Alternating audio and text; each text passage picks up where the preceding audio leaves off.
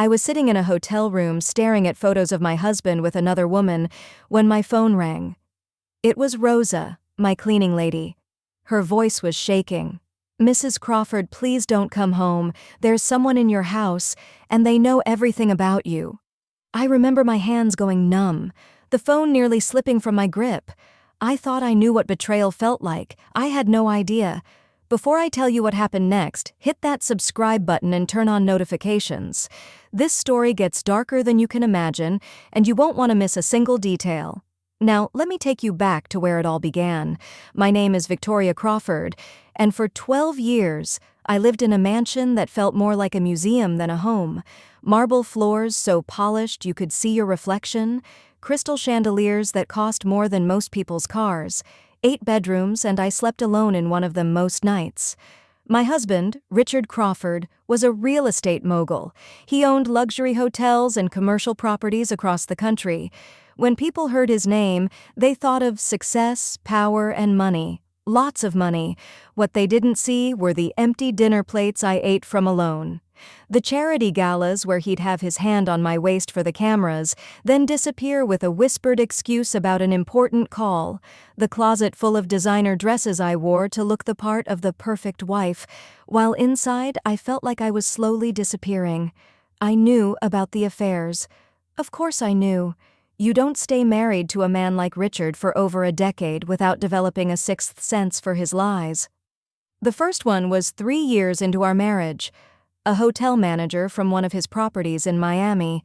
I found out when she sent me photos, thinking I'd leave him and she'd swoop in to take my place. I confronted him. He cried, begged for forgiveness, promised it would never happen again. I believed him because I wanted to. The second affair came 2 years later, then a third. By the fourth, I stopped confronting him altogether. I just filed the evidence away in a folder on my laptop labeled Garden Party Ideas. Nobody would think to look there. By the fifth affair, I was numb to it. I'd become an expert at pretending everything was fine, smile at the country club, wave at the neighbors, compliment the wives of his business partners while knowing their husbands were probably just as unfaithful. You're probably wondering why I stayed. Trust me, I asked myself that question every single day.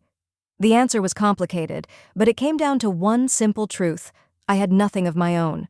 The prenup I'd signed when I was 22 and in love made sure of that. If I left, I'd walk away with almost nothing. No career, no savings in my name, no skills that translated to the real world. I'd given up a potential teaching career to be Richard's wife, to host his parties and manage his household and look beautiful on his arm.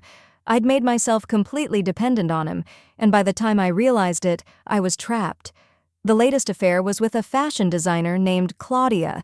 She was everything I wasn't anymore, young, vibrant, exciting. I found out about her the way I found out about all of them. Richard got careless, hotel receipts left in his suit pocket, restaurant bills for romantic dinners I never attended, late-night texts that made him smile in ways I hadn't seen in years. This time, though, I decided to do something about it. Not leave him. I still wasn't ready for that, but at least confirm what I already knew. I hired a private investigator, a woman named Patricia who'd actually become something of a friend. She was efficient and discreet, and 3 weeks later, she handed me a folder full of photographs. Richard and Claudia in Paris, walking hand in hand along the Seine, kissing in front of the Eiffel Tower, playing at being newlyweds while his actual wife sat at home in Connecticut, eating takeout in a house that cost $7 million. I took those photos to a boutique hotel downtown. Not one of Richard's. I wasn't that masochistic. I needed space to think, to plan. I sat on the bed in that little room, spreading the photographs out like a deck of cards, trying to decide what to do next. Confront him? File for divorce and fight the prenup? Just continue living the lie? That's when my phone rang. It was 2:47 in the afternoon on a Thursday.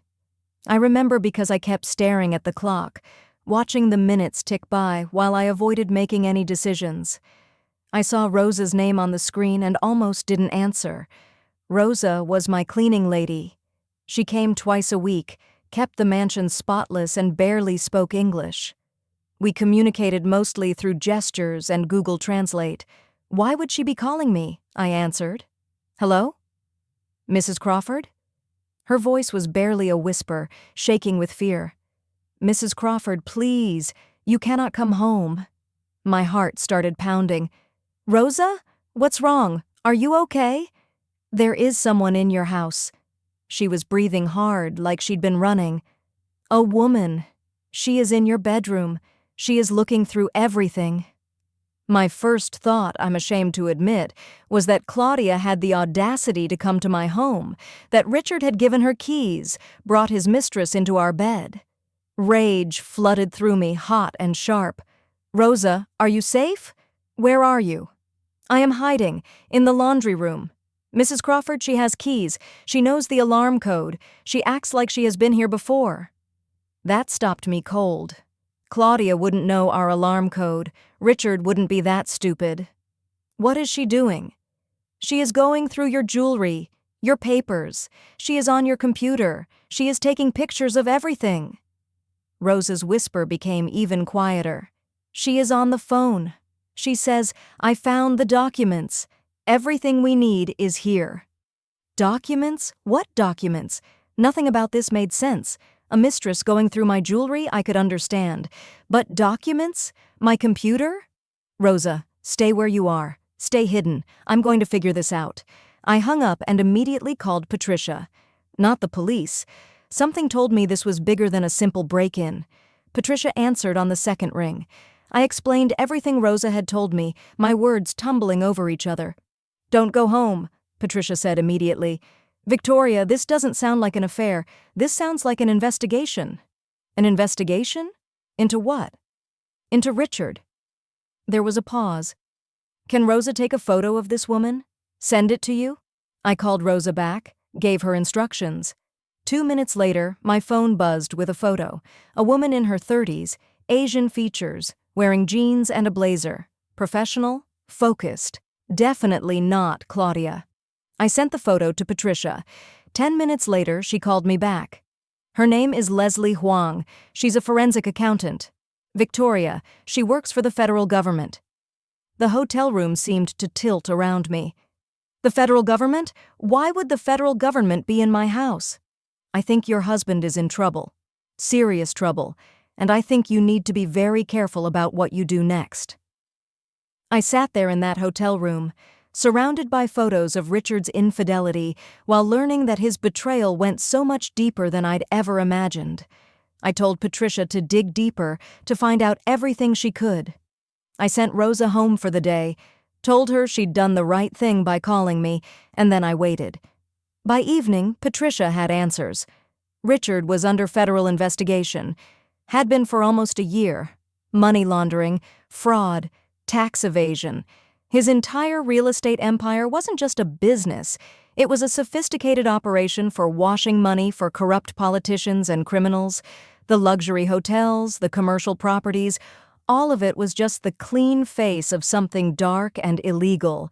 And I was his wife, which meant legally I could be considered an accomplice. Every joint account, every property in both our names, every signature I'd put on documents without really reading them because I trusted my husband, all of it made me complicit. Patricia, I said, my voice hollow, what do I do? Leslie Huang called me, she said. She knows we're connected. She wants to meet with you. Tomorrow. Victoria, you need to hear what she has to say. I didn't sleep that night. I kept thinking about all the documents Richard had asked me to sign over the years, all the times I'd put my name on papers because he said it was for tax purposes or legal structures I didn't understand.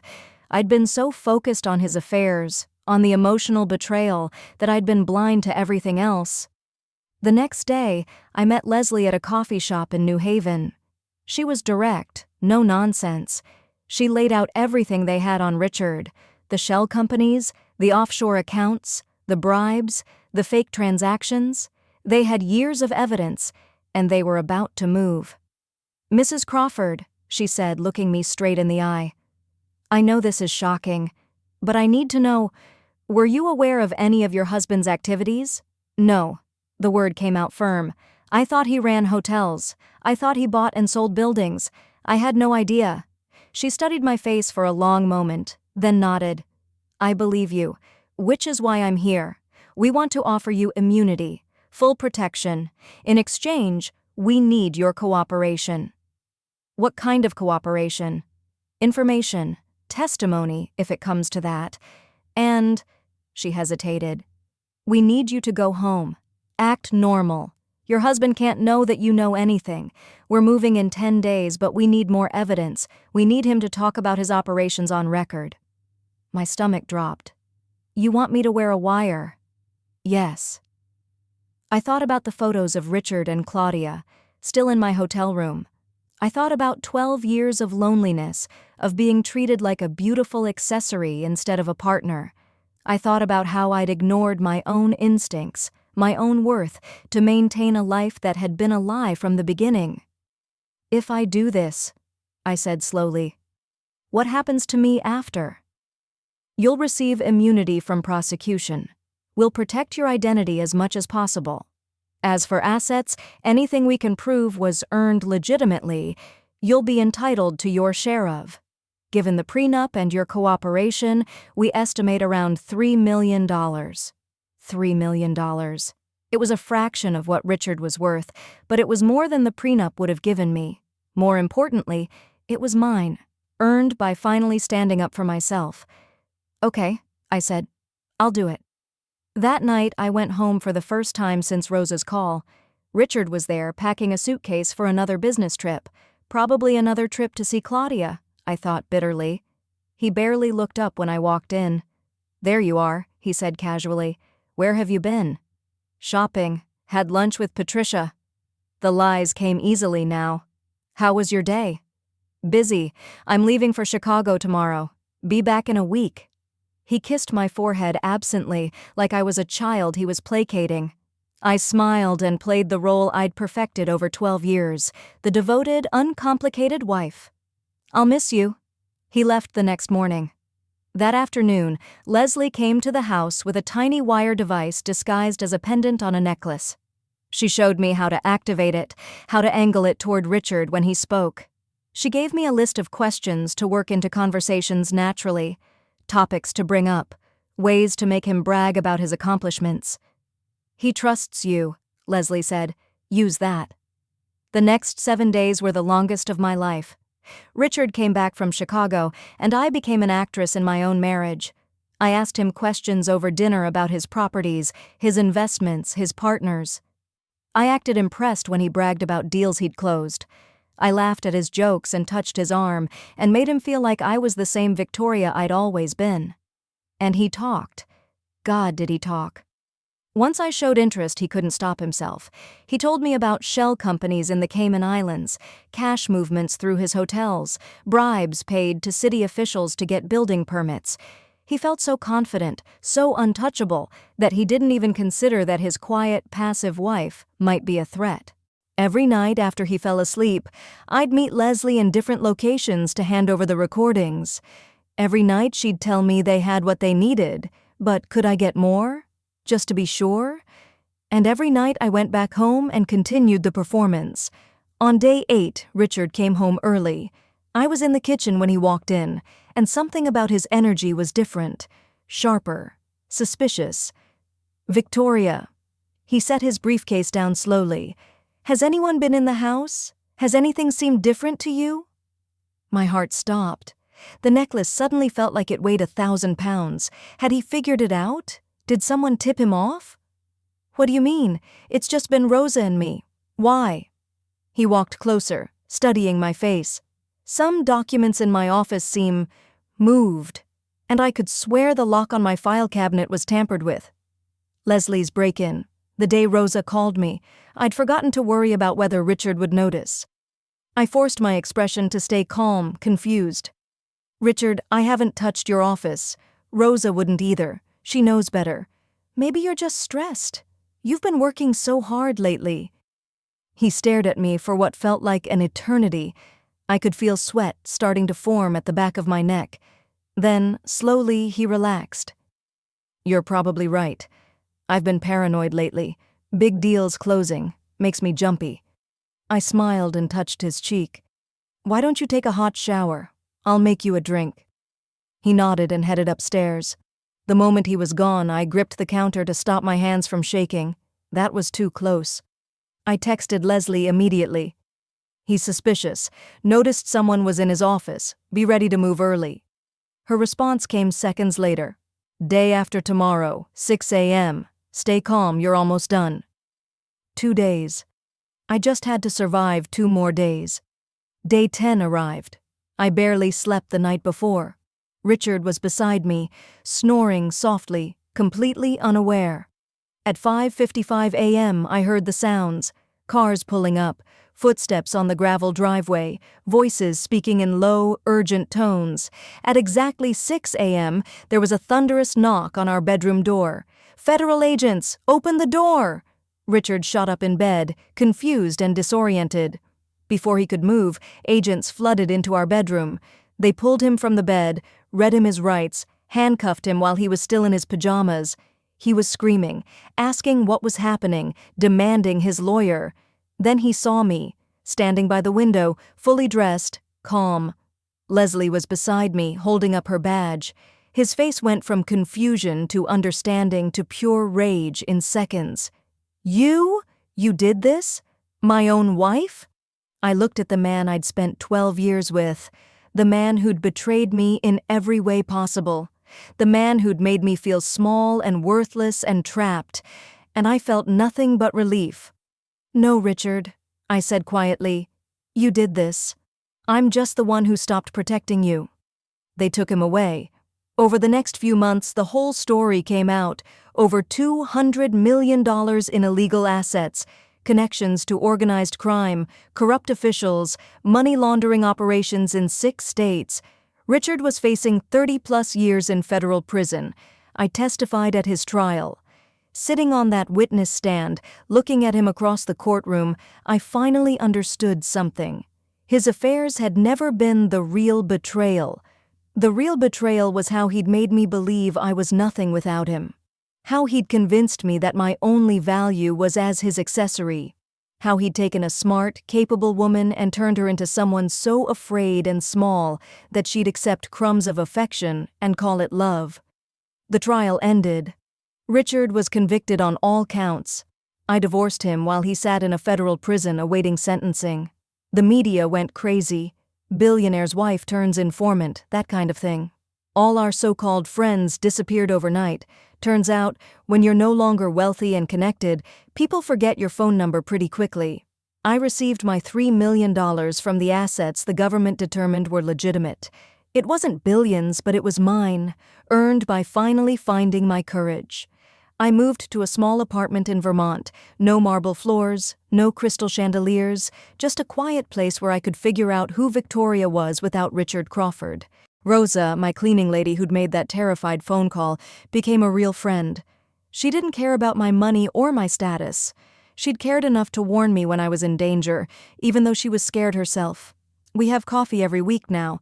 She's teaching me Spanish, and I'm helping her teenage daughter with college applications. I went back to school, started studying law, actually. There's some irony there, I know, but I wanted to understand the system that had both trapped me and freed me. I wanted to be able to help other women who felt as powerless as I once did. Last week, I received an email from Richard's prison account. Just 3 words. "I loved you." I stared at those words for a long time. Then I deleted the email without responding. Because I finally understood something important. What Richard called love was possession, control, the comfort of having someone who'd accept whatever scraps he threw her way. Real love doesn't make you smaller, it doesn't trap you or diminish you or make you afraid. Real love would never have put me in that position in the first place. Sometimes I think about that phone call from Rosa. How if I'd been home that day instead of in a hotel room with photos of Richard's affair, I might have walked in on Leslie and ruined the entire investigation. Or worse, Richard might have suspected me sooner. In a weird way, his cheating saved me. It put me in exactly the right place at exactly the right time to receive the call that changed everything. I don't live in a mansion anymore. I don't wear designer clothes or attend charity galas. I don't have staff or luxury cars or a husband who makes people turn their heads when he walks into a room. And you know what? I've never been happier. Because all those things I thought mattered, the money, the status, the appearance of a perfect life, they were just another kind of prison. A beautiful cage is still a cage. Now I have something better. I have myself back. I have real friends like Rosa who care about me, not what I can do for them. I have a future that I'm building with my own hands, based on my own choices. And I have the knowledge that when it mattered most, when everything was on the line, I found the strength to do the right thing. That phone call from Rosa changed everything. One terrified cleaning lady with the courage to warn me became the key to unlocking a life I didn't even know I was allowed to want. Sometimes the person who saves you isn't who you expect. Sometimes it's not a knight in shining armor or a dramatic rescue. Sometimes it's just someone who cares enough to call and say, "Don't come home. There's danger here." And sometimes the bravest thing you can do is listen. If this story shocked you, wait until you hear what I'm covering next. Hit that like button if you think I made the right choice, and subscribe because next week's story involves an inheritance, a secret recording, and a family secret that destroyed an entire dynasty. Drop a comment telling me, would you have cooperated with the FBI or tried to warn your spouse? I'll be reading every single one. Thanks for watching, and remember, sometimes the help comes from the most unexpected places.